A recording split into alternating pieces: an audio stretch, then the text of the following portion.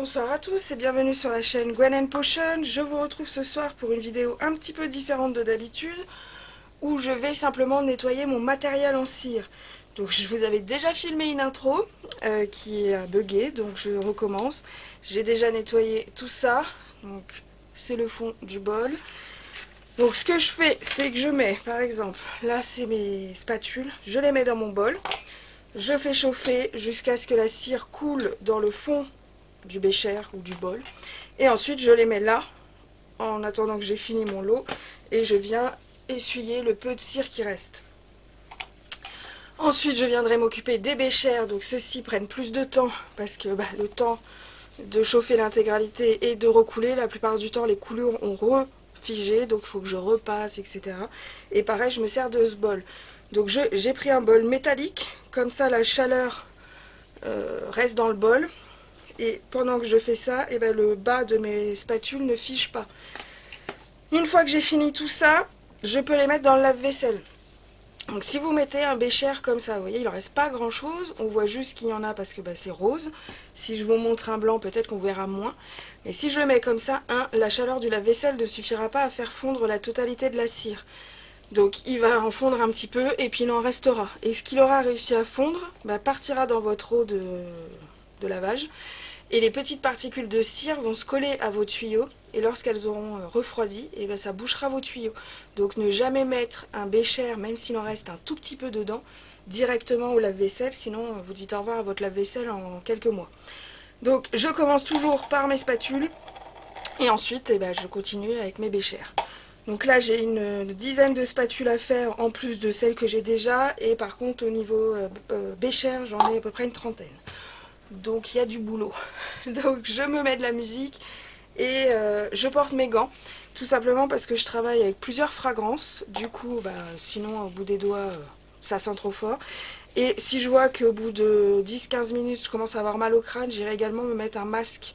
Vous savez, le masque Covid que tout le monde portait, pour limiter le mélange de toutes ces odeurs. Parce que là, vu que je travaille avec tous les restes de vaisselle, il y a peut-être 5 ou 6, voire 10 fragrances utilisées. Tout se mélange dans ma tête et ça fait mal. Donc voilà, je vous laisse, je remets la musique.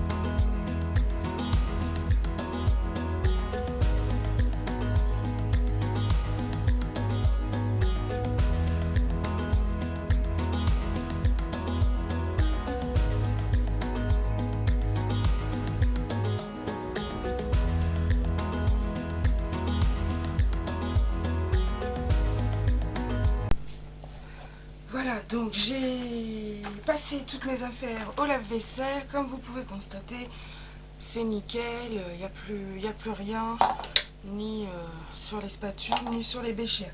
Donc je vais ranger tout ça et ensuite je vais attaquer le reste des moules que j'ai à faire. Il m'en restait pas mal encore. Et ensuite à la toute fin, je viendrai vous montrer comment je fais pour nettoyer mes chiffons qui m'ont servi à faire tout ça. À tout à l'heure. C'est soit je brosse avec un chiffon comme ça, je fais tomber l'excès plus loin, soit je fonds avec mon heat gun. Donc une fois que j'ai enlevé toute la cire qui restait sur mes moules, je la mets dans un bac et ça je la mets à la machine à laver. Par contre je ne mets pas mes moules, par exemple celui-là qui est très sale, je ne le mets pas. Il faut absolument le pré-nettoyer avant de le mettre dans la machine, sinon ça va complètement boucher vos tuyaux au bout d'un moment et ça va flinguer votre machine à laver. Donc là par exemple c'est bien sec, vous voyez ça n'a pas collé, donc j'ai juste un petit peu à gratouiller et ça part. Et ensuite je passe un coup de chiffon pour retirer un maximum de petits résidus. Là je pense que ça va faire pareil, vous voyez, hop. Il a sauté, j'enlève ce qui est resté et mon angle est nickel. Celui-là il y en a un petit peu là. Voilà. Là il y en a un petit peu là. Avec l'ongle, ça va partir. Là, il y a une éclaboussure. Je gratouille. Voilà. Après, je vérifie derrière parce que vu que je les pose les uns sur les autres, il suffit que celui d'en dessous soit complètement sale et celui-là, il le sera aussi. Donc celui-là, c'est bon, il peut aller à la machine. Je vais essayer de faire une pile un peu mieux parce que du coup, j'ai pas de support pour gratouiller.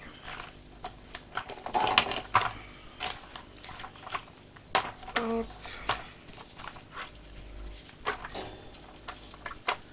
Ça va être mieux comme ça. Donc là, j'ai des œufs, j'ai du sec. Là aussi, bah, ça va sauter. Ok, et derrière, c'est bon. Alors là, ça va être surtout des paillettes. J'essaye quand même d'enlever le plus gros. Alors ça, c'est surtout pour pas avoir ensuite des paillettes sur le reste de mon linge.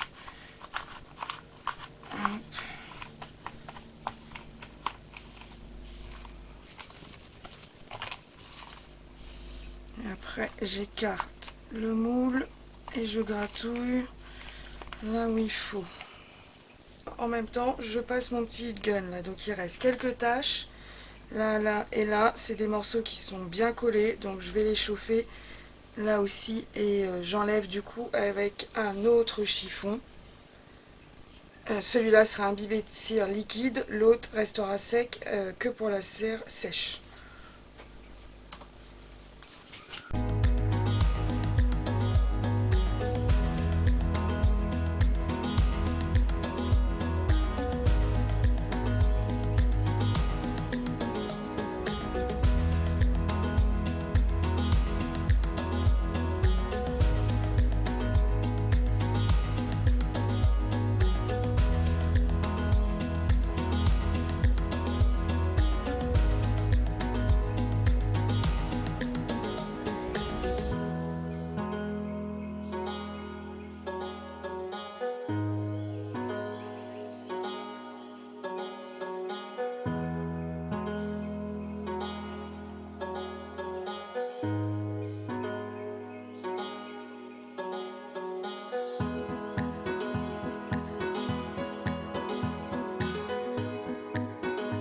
Donc j'ai tout fini. Tout va partir au lave-vaisselle ou à la machine à laver. J'ai déjà fait un tour hier soir pour mes moules parce qu'il y en avait vraiment beaucoup. Là, il me reste donc tout le linge qui m'a servi. Donc ce que je fais, c'est que là, j'ai pris un plateau, mais je prends des fois un sac poubelle. Je vérifie chaque chiffon que j'ai utilisé. Là, par exemple, on voit qu'il y a de la cire. Du coup, ce que je fais, c'est que je frotte. Et ils sont encore un peu frais. Normalement, je les laisse sécher vraiment plusieurs jours. Et je frotte à tous les endroits secs pour essayer de faire tomber un maximum de cire pour pas boucher ma machine. Le même système que celui-là, c'est le pire. Hop, là il va y en avoir là, là, là. Donc pareil, je frotte. Essayez de faire partir un maximum de cire. Et quand vraiment c'est crotté, j'utilise même le heat gun à certains moments. Là c'est des colorants, vous voyez ça fait des taches de colorant, mais c'est pas de la cire. J'en ai un deuxième comme ça, il est parti où? Oh, bah, juste derrière moi. Donc ça c'est pareil, colorant. Colorant mais pas de cire.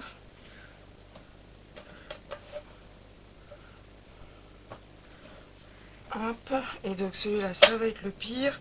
C'est celui que j'ai utilisé, vous savez, pour faire fondre et couler ma cire. Et vu qu'il est encore assez frais, je sens que ouais, je vais pas pouvoir décoller. Il faut le laisser sécher encore quelques... Moi personnellement, ce que je fais, c'est que j'ai une grosse panière à linge comme ça. Et lorsque j'arrive, par exemple là, à les trier, et ben je retourne. Donc je commence par la fin de ma panière qui a eu le temps de sécher. Et la première couche de chiffon, je la relaisse cette fois au fond de la panière. Donc c'est ce que je vais faire. J'ai une panière, j'ai un code couleur, on va dire, pour les savons, un autre pour la résine, et ainsi de suite. Donc celui-là, il va falloir qu'il sèche au moins une semaine. Que la cire soit vraiment très dure et que j'ai plus qu'à gratter pour qu'elle tombe.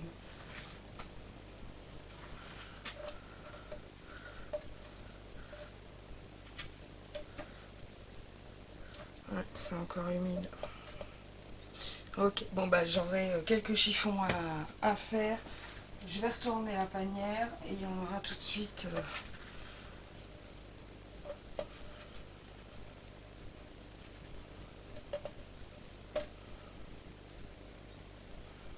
Hop, voilà, à bientôt, au revoir.